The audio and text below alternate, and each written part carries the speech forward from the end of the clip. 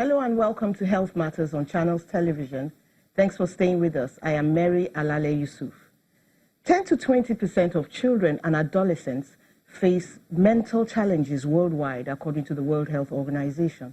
Half of all mental illnesses start by age 14 and 3/4 by the mid-20s, most of which go undetected and untreated. Some mental challenges that affect young adults are depression, anxiety, and conduct disorder. Harmful use of alcohol and illicit drugs among adolescents is a major concern in many quarters and may lead to risky behavior. My guests on the show are a psychiatrist from the Federal Neuropsychiatric Hospital, Yaba, Dr. Idowu Afinowi, and a peer educator with the Youth Empowerment and Development Initiative, YEDI. That's Hannah Bamiwola. You're welcome to the show, both of you. Now, WHO says depression is the third most common mental illness among young people, suicide the second, and, that statistic is a global statistic. Is it true for Nigeria? Well, thank you very much for having me once again. It is true, because in the happenings around us now, I've been hearing about people committing suicide, jumping into the river, ocean, and all that, and even people taking sniper and all that. That is just wanting to kill themselves based basically on life experiences that they cannot cope with again. And these are obvious occurrences, even in our environment. And I want to agree with that information.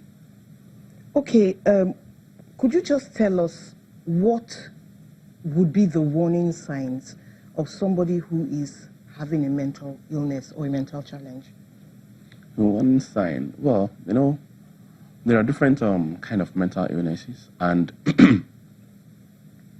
and the presentation differs. It's not the same for all the presentations.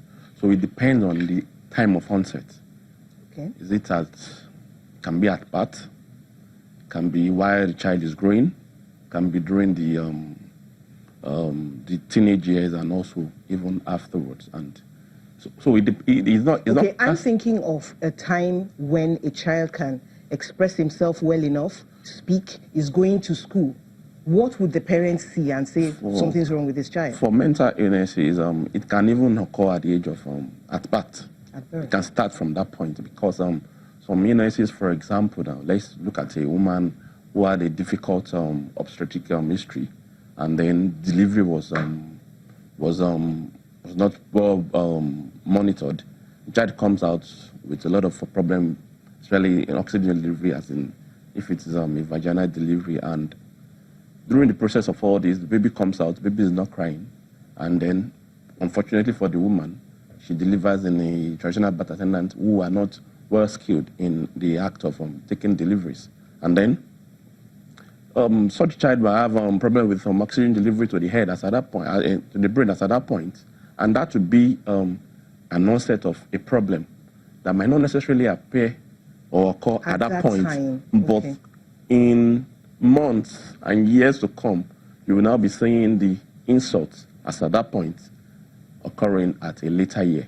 For example, seizure disorders could even lead to a child having cerebral palsy, and then moving on, the child will not be able to normal milestones like walking, talking, even neck control.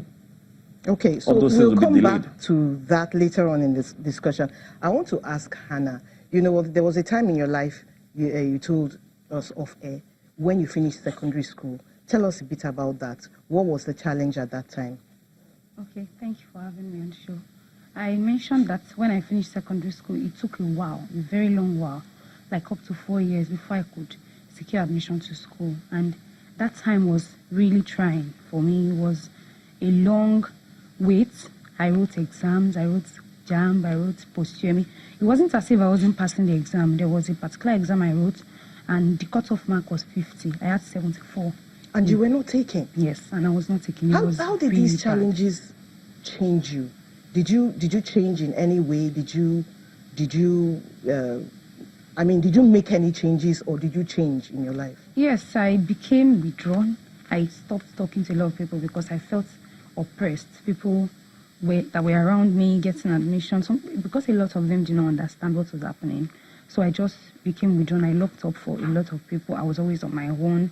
I wasn't talking to anyone. At some point, I started feeling maybe I was not going to go to school. Maybe I was not destined to go to school. So I just decided that I'll just forget about it.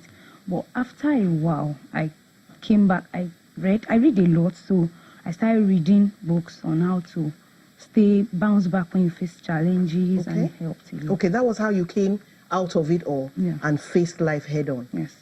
Reading books. Did you talk to anybody? Yes, of course. I spoke with some of my mentors. I spoke with one of my pastor's wife in church, and she kept on encouraging me, believing in me.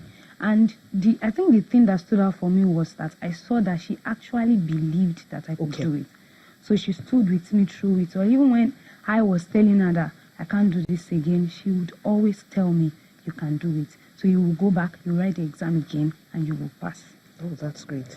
Now, the World Health Organization talks about mental health, mental illness, in the same breath with drug abuse and harmful use of illicit drugs. What's the connection? Well, in our environment, we have actually termed use of psychoactive substances like alcohol to be a social thing. Yes. In fact,